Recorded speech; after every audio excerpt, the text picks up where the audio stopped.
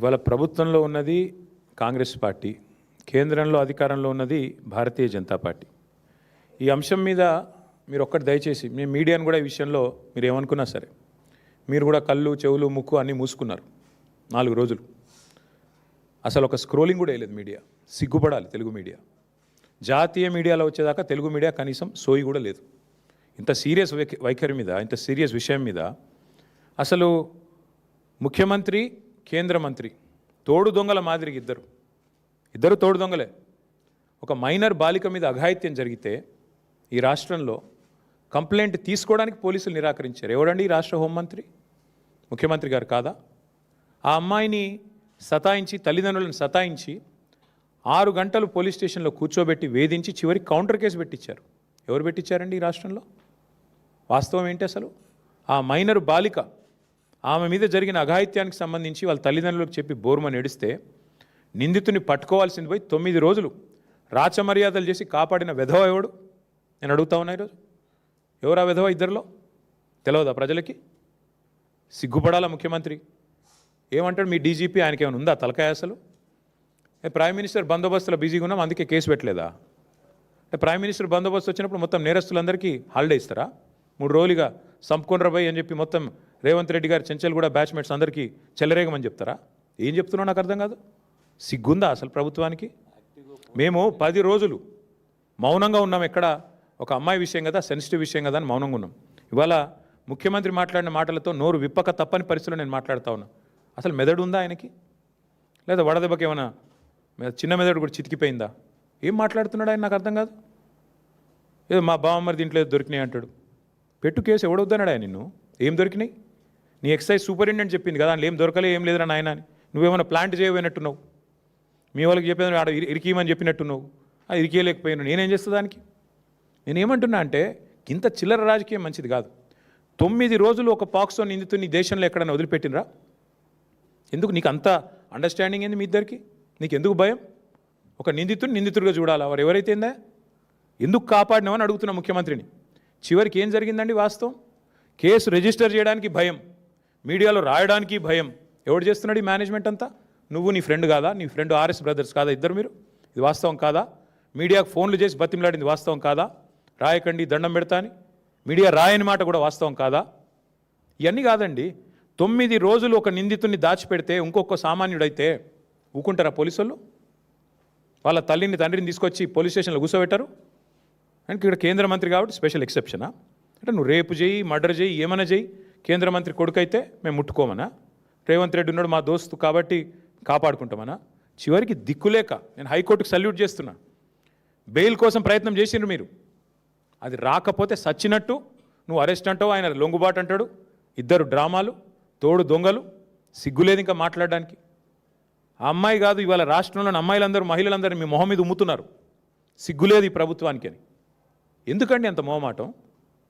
అరే జరిగింది ఏంది? నువ్వు మాట్లాడేది ఏంది? నీకు మెదడుందా? హైట్ ఒకటే తక్కువ అనుకున్నా, బుర్ర కూడా తక్కువనే రేవంత్ రెడ్డికి. ఇంత అన్యాయమా? ఒక అమ్మాయికి అన్యాయం జరిగితే ఆ అమ్మాయి వివరాలు బయటపెట్టిన వెధవలు ఎవరు బయటపెట్టు. ఇప్పటికి 15 మంది మీద కేసు అయింది పేట్ బషీరాబాద్లో. ఎవరు ఆ వెధవలు? బీజేపీ వాళ్ళు. ఆ అమ్మాయి హనీ ట్రాప్ అని రాసిన వెధవలు ఎవరు మీడియాలో? నేను అడుగుతున్నా, ఎవరు ఆ వెధవ మీడియా? ఏది హనీ ట్రాప్ అని చెప్పి మనీ ట్రాప్లో పడ్డ మీడియా ఎవరు? వాళ్ళని అడుగుతున్నా నేను. సిగ్గుందా మీకు అసలు? ఇజ్జతుందా? ఇంకా మాట్లాడుతున్నాడు ముఖ్యమంత్రి, కేంద్ర హోంశాఖ సహాయ మంత్రి. ఈయననేమో నేను పంపించిన నా కొడుకుని ఈయనంటాడు. ఆయన చేసిన ఘనకార్యానికి ఫస్ట్ పోలీసులు బరబర గుంజుకపోవాలి. నీవు దాచిపెట్టిన 9 రోజులు ఆ కుటుంబాన్ని బెదిరించినావు నువ్వు. నిన్ను కేసులో పెట్టాలి, సిగ్గుంటే రాజీనామా చేయాలి. ఇంకా మీదికెళ్ళి ఏదో చాలా ఇద్దరు శుద్ధ పూసల్లాగా, సత్యసంధుల్లాగా, సత్య హరిశ్చంద్రుడు కజిన్ బ్రదర్స్ లాగా ఏదో యాక్టింగ్లు, మళ్ళీ మీకెళ్ళి దానికి ప్రమోషన్లు. ఏం మాట్లాడుతున్నారు అసలు? ఒక రాష్ట్ర ముఖ్యమంత్రి, మీరు హోంమంత్రి, ఏం మాట్లాడుతున్నావు నువ్వు అసలు? ఏం చేసేది ఉండే? చాలా సెన్సిటివ్గా హ్యాండిల్ చేసినావు. ఏంది సెన్సిటివ్గా హ్యాండిల్ చేసేది? ఎవడైతే పాక్సో నిందితుడు లోపల వేయాలి. మిగతా వాళ్ళకి ఇదే ట్రీట్మెంట్ ఉందా? 25 ఏళ్ళ జైలు శిక్ష పడుతుంది మిగతా పాక్సో క్రిమినల్స్ అందరికీ. 31 ఏళ్ళ జైలు శిక్ష పడ్డది ఒక ఆయనకి. మరి ఇవాళ ఇక్కడ ఒక్క దగ్గరనే స్పెషల్ ట్రీట్మెంట్ ఎందుకు భయపడుతున్నావు? మోడీ చెప్పిండా చెవులేమన్నా? ఎందుకు భయపడుతున్నావు? ఇంకా సిగ్గు లేకుండా నిన్న పనికిమాలిన మాటలు, పనికిమాలిన ఉపన్యాసాలు. నేను ఒకటే అడుగుతా ఉన్నా రేవంత్ రెడ్డిని, 9 రోజులు ఆ నిందితును కాపాడిన వెధవ ఎవడు? నువ్వా కేంద్ర మంత్రి చెప్పు. 9 రోజులు ఎక్కడ దాచిపెట్టారు? మీ పోలీసులు అంత పనికి మాలినోళ్ళు అయిపోయినరా? రేవంత్ రెడ్డి రాగానే దొరుకుతలేరా మీకు? కరీంనగర్లో తుపాకులు పట్టుకొని పొద్దున పూట కాలిస్తే వాళ్ళని పట్టుకోవడానికి 15 రోజులు పడుతుంది నీకు. ఎంత దారుణం అండి. రాష్ట్రంలో శాంతి భద్రతలు ఈ స్థాయిలో ఉన్నాయి. నేను ఇంకొక మాట అడుగుతున్నా, బాధగా అడుగుతున్నా బ్రదర్. మొన్నటి ఎపిసోడ్ చూసిన తర్వాత ఈ రాష్ట్రంలో ఎవరన్నా షికాయత్ చేయడానికి ముందుకు వస్తారా బాలికలు? అంటే ఎవడైనా అవతలోడు పలుకుబడినోడైతే వాడిని పట్టుకోలేము, ప్రభుత్వాలు కలిసిపోతాయి. వల్ల నేను మా నాయకుడు ఆర్ఎస్ ప్రవీణ్ కుమార్ గారికి నేను హృదయపూర్వకంగా అభినందనలు చెప్తా ఉన్నాను. మా పార్టీ జనరల్ సెక్రటరీ, మాజీ ఐపీఎస్, అద్భుతంగా పోరాటం చేసిండు ఆయన.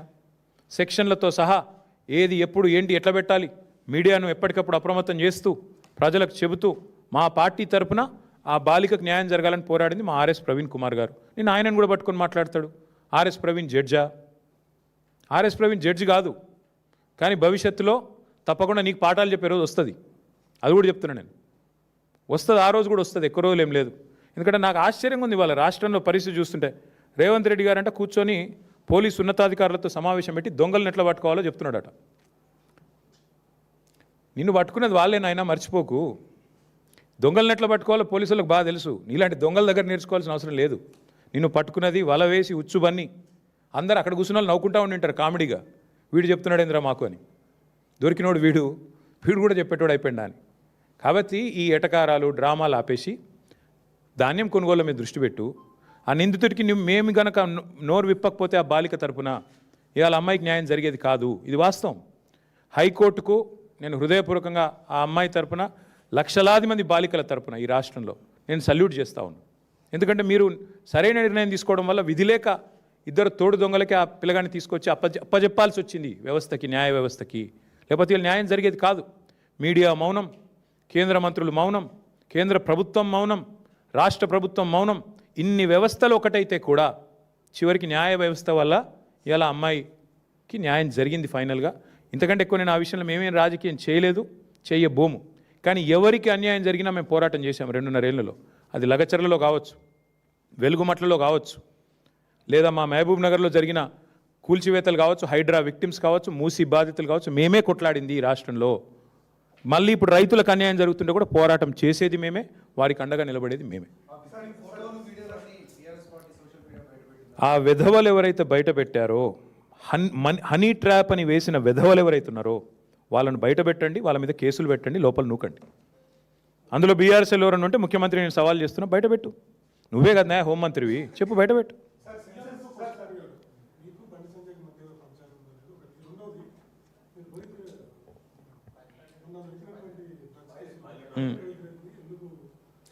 బ్రదర్ నేను ఒక మాట, నేను ఈ పనికి మాలిన డైలాగులు ముఖ్యమంత్రి గారికి ఇప్పుడు కొడతానే ఉంటాడు. పాపం ఆయనకి ఏందో కానీ ఇంకా ముఖ్యమంత్రి అన్న ఫీలింగ్ రాలే ఇంకా ఆయనకి. ఇంకా కూడా ఏదో ప్రతిపక్షంలో ఉన్నట్టు మా మీద దుమ్మెత్తిపోయడం అలవాటుగా ఉంది. అసెంబ్లీ సమావేశాలప్పుడు వాళ్ళ పీసీసీ ప్రెసిడెంట్ అన్నాడు డ్రగ్ టెస్టులు పెట్టండి అన్నాడు. పెట్టరాబాయ్ అని నేను అన్నా. మరి ఎందుకు వెనకపోయిందా ప్రభుత్వం? డ్రగ్జు బిగ్జు పెట్టు, టెస్టులు పెట్టు మీ ఎంపీలకు. ఎంతమంది దొరుకుతారో నేను చెప్తా, పేర్లు చెప్తే బాగుండదు. పెట్టు. ఏం మాట్లాడుతున్నాడు ముఖ్యమంత్రి? ఒక చిన్న స్కూల్ పోరగాడు మాట్లాడినట్టు. అప్పుడప్పుడన్నా కొద్దిగా ముఖ్యమంత్రిలా హుందాగా మాట్లాడు. ఎప్పుడో సస్పెండ్ చేసినాం రోహిత్ రెడ్డిని, మీకు తెలియదా? షోకాజ్ నోటీస్ ఇచ్చినాం, సస్పెండ్ చేసినాం.